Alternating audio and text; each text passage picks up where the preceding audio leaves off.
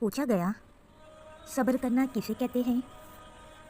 जवाब मिला, जब तुम्हारी आंखें आंसुओं से भरी हो मगर तुम्हारी ज़ुबान पर शिकवा ना हो, दिल इस बात की गवाही दे रहा हो कि अल्लाह जो करता है उसी में हमारी बेहतरी होती है।